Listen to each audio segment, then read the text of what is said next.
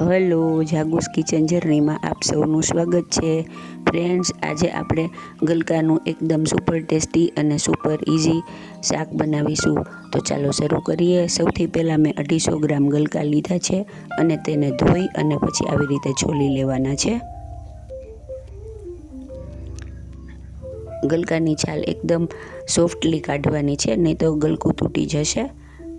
હવે આપણે બધા ગલકાની આવી રીતે નાની નાની સ્લાઇસ કરીશું અને 1 ઇંચ જેટલા એની થિકનેસ રાખવાની છે.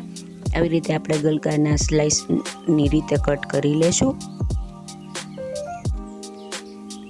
તમે ગલકાના પીસ પણ કરી શકો છો, પણ એકદમ કૂણા અને લાંબા ગલકા લઈ અને આવી રીતે સ્લાઇસ કરવાની છે, જેથી તે લુકમાં ખૂબ જ સરસ લાગે છે.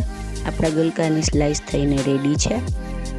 હવે આપણે એક મોટી ડુંગળી લેશું, તેને સમારી લેશું. ત્યારબાદ એક લીલું મરચું, 8 થી 10 કળી લસણ અને 1 ઇંચ જેટલો આદુનો ટુકડો લેશું અને તેને મિક્સરમાં ચલાવી લેશું. સેજ 1 ચમચી જેટલું પાણી નાખી અને ચલાવી લેવાનું છે અને તેની કોર્સલી એવી પેસ્ટ કરવાની છે, સાવ ફાઇન પેસ્ટ કરી નાખવાની નથી.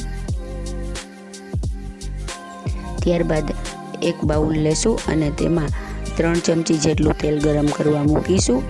તેલ આવી જાય એટલે તેમાં 5 ચમચી જેટલું જીરું એડ કરીશું. જીરું તતડે એટલે 5 ચમચી જેટલી, અડધી ચમચી જેટલી હિંગ એડ કરીશું. હિંગ એકદમ સરસ આવી જાય એટલે આપણે તેમાં રેડી કરેલી ડુંગળીની પેસ્ટ એડ કરીશું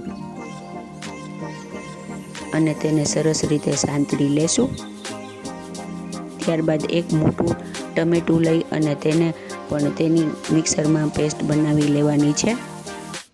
તેમાં પાણી નાખવાનું નથી, એમ જ ટમેટાને મિક્સરમાં ક્રશ કરી અને પ્યુરી રેડી કરી લેશું.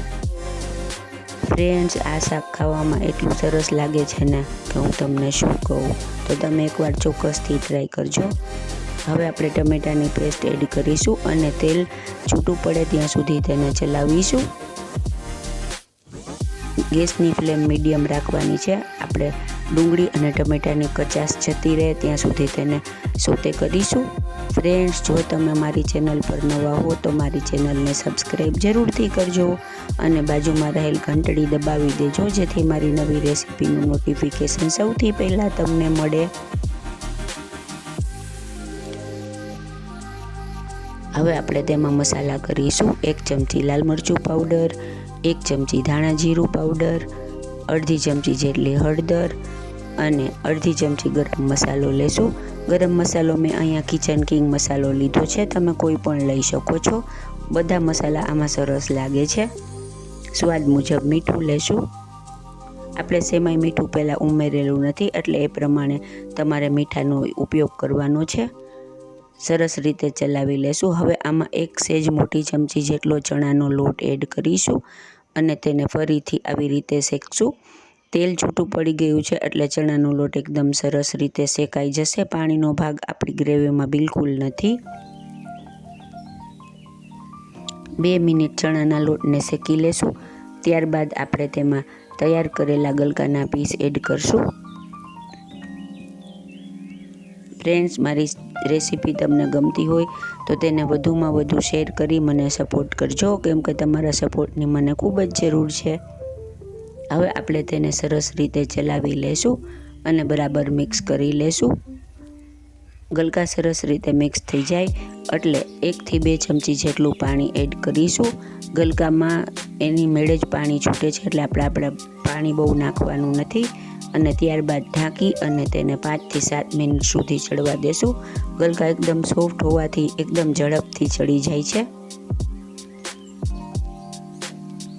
આ શાક ફુલકા રોટલી અથવા ભાત સાથે ખૂબ જ સરસ લાગે છે, તો તમે ચોક્કસથી બનાવજો. અત્યારે ઉનાળામાં અમથા બધા શાક થોડા ટેસ્ટલેસ આવતા હોય, તો આ રીતે બનાવીએ તો ખાવાની મજા આવે અને બધાને ભાવે. જુઓ, આપણું શાક ઓલમોસ્ટ રેડી થઈ ગયું છે. હવે ગેસ ધીમો કરી અને આપણે ચેક કરી લઈએ. આપણા ગલકા ચડી ગયા છે અને શાક પણ એકદમ સરસ થીક એવી સેમી થીક એવી ગ્રેવીવાળું બની ગયું છે. હવે આપણે ગેસને ઓફ કરી દઈ અને નીચે લઈ લેશું. ત્યારબાદ તેને ગરમા ગરમ રોટલી સાથે સર્વ કરીશું.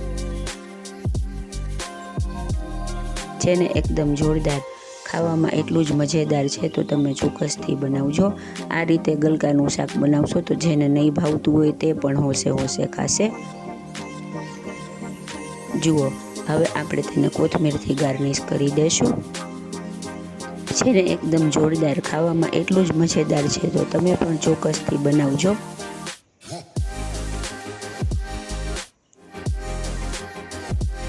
ફ્રેન્ડ્સ, જો તમને મારી રેસીપી પસંદ આવી હોય તો મારી ચેનલને લાઇક, શેર અને સબસ્ક્રાઈબ જરૂરથી કરજો. અને હા, કોમેન્ટ્સ પણ લખજો. ધન્યવાદ.